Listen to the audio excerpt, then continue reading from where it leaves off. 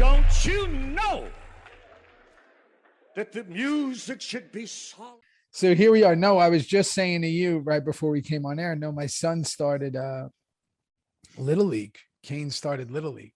That's so cool. It's so cool. And he's so into it. And, you know, That's I only played so Little cool. League a couple of years. And then I started playing football. I went right to football, the Pee Wee football. And that took up all my time. Yeah, you were a big footballer. Yeah, big football guy. And I only played Little League for a couple of years. But what's funny is when I was playing Little League, there was an all-star in the Little League, like a true all-star. Kim Coates? Kim Coates? Is that his name? Nick Carmona. No, was it Nick? I mean, Our boy. He was a giant among men. Literally, he was hitting like 3-4 home runs a game. Wow. So he was a stud. He's been FaceTiming because Kane bats lefty and throws righty. So he's got that's good. It's good. Yeah, he's got the George Brett thing going. That's really good. It's really good. And but we Kansas were City's also, Mona's favorite team. Speaking of Kansas George City's Brett. Mona's favorite team. George Brett is his favorite player. But we were Is he teaching him over Zoom kind of thing or looking at his stuff? Yeah, he's been teaching. Just sent him donuts for his bat to get his bat speed up. Remember, he's 6 years old. But we're in Texas. He's not trying out for the Blue Jays tomorrow yet. Not yet. We're in Texas. They take baseball very serious. Serious, bro. Yeah, no hockey. But baseball. No. Isn't there a hockey team close? Is What? there In the like- NHL? No, yeah, an NHL Yeah, team. Dallas. Oh, Dallas. Dallas. Yeah, Dallas. The North Stars, right? No, they're just called the Stars now. They were the Minnesota North Stars when you were little, little guy. Yeah. Then they went out of the league and now they've come back as just the Stars. Who was that blonde dude who was super famous? He had like the spiky hair. He played for Dallas. He was amazing. He was super famous, like in the Gretzky era. Can't remember, but they play in such a beautiful rink there, the American Airlines Center. It's gonna drive me crazy. Have you been inside there? Have you seen the basketball inside Dallas? I've never yet? been to Dallas. My wife goes all the time. No, I haven't been. I haven't really been anywhere. I haven't been to Dallas. Oh, no, you've been everywhere. I've been everywhere. I just haven't been anywhere. Just you haven't been anywhere. But you know what that means? Like I was just saying this to someone. I've been everywhere, but I haven't been anywhere. Yeah, no, You know? that's a great line, bro. You and I can say like you and I have been to Australia, but have we really been to Australia? Yeah. Well, I actually have because I've been there 3 times. Yeah, you've been there. But the for time me, you and I went, no. 6 cities in like 7 days. Boom. I see hotels. Yeah. I see when I go film, I don't really see cities. How I'm much not fun do there. you and I have when we actually get the opportunity, like we did in Paris, to spend an afternoon or an early evening walking?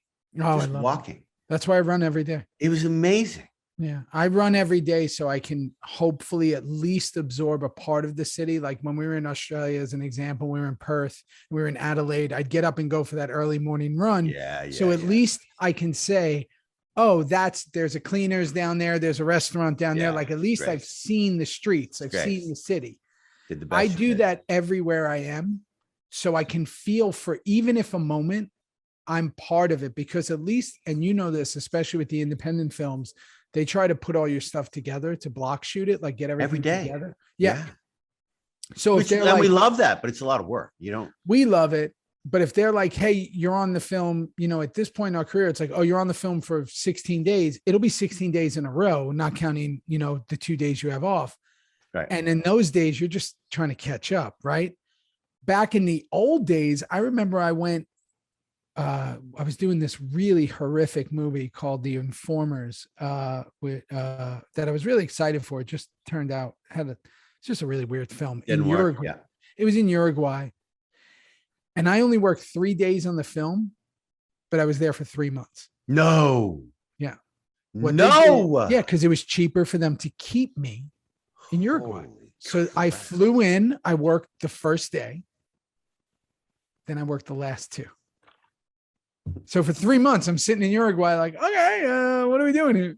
You drinking a lot? Were you reading books? Were you Yeah, I was a mess. I was a mess. I actually lost one of my friends. I became really tight. It's a link to you somehow. Check It's this not out. Brad that you're going Yeah. Brad Renfro. Him and I became. That was the movie. That was the movie. Oh, you've talked about that to me in the past, man. Yeah, we got so tight. He was battling. He had been sober a year. I I felt for that kid. I really was sorry about that. You did The Client with him. I did. That was his first movie. He was like a child. He was 10, 11. He was fucking incredible in that movie.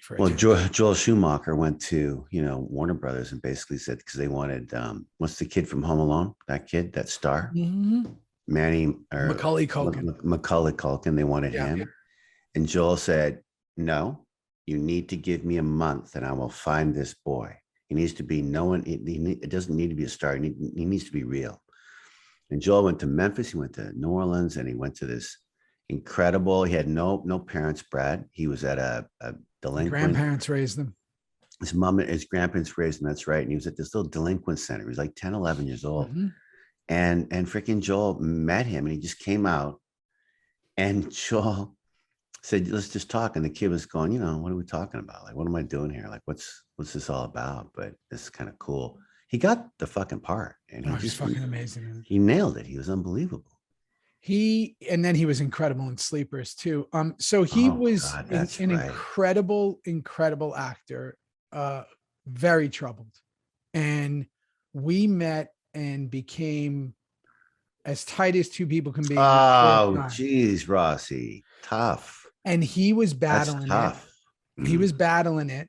And so we had these plans where I was like, because I was going through it, man. I was really going through it. And he, is this 2003? 6? No, maybe 4? Oh, 6. 4 or 5, 6.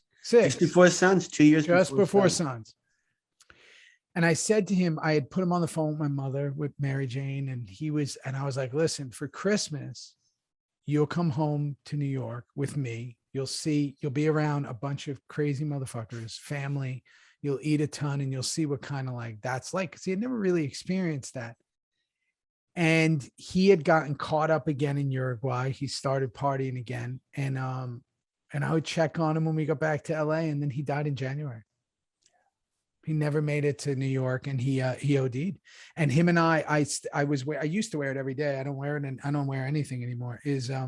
We had bought these two necklace pieces, and he had one, I had one, and it was just to like kind of remember the moment that we were in Uruguay doing nothing, and we didn't speak the language, and we were there for 3 months. But I think that movie was super detrimental to him because I think he had too much time on his hands. And when you're newly sober, like time is a horrible enemy, because especially boredom, he needed more activity and he wasn't getting it. And there was no one really looking out for him. He was just having a hard time. And listen, the truth is Hollywood's a rough place for young actors who kind of make it young. Not a lot of guidance. His grandparents or whoever it was, I think, had somehow shysted him out of his money, or there was something going on where he was just in a really I don't know. Yeah, I never knew him in his late teen or early 20s. I didn't see him. I didn't know. I don't know. Yeah, I don't know the full story, but the truth is it's show business, man, and it kicks the shit out of some people. And you and I, one of the things I was just telling somebody recently, I think that one of the real benefits you and I have had is, like one of our favorites ever, Paul Newman, it's just a job. Like it's nothing more than a job. Like we literally get there, do the best we can, see you later. Yeah. It's in, it's out. We're not there for all the nonsense and all the other stuff.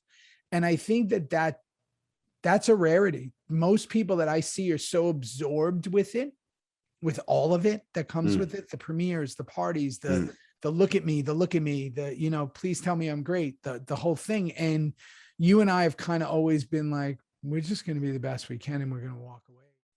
Hey guys. If you want to see this full episode, click on our subscription service down below. Yep. Where we have not just the rest of the Reaper Review episodes, but we have everything else, which is our other show, Theory. Discord, merchandise, Q&As, so much going on. I can't even keep up, Theo. Greeting videos that we come on. Our merch shops, our exclusive gear, plus again, our other show, Theory. That Kim and I also do. So, hey, continue the journey of Reaper Reviews, and also come start the new journey with our Theory show. And that's it. We'll see you there. We appreciate it. See you soon. Can't wait. Appreciate you all. Let's go. Bye-bye.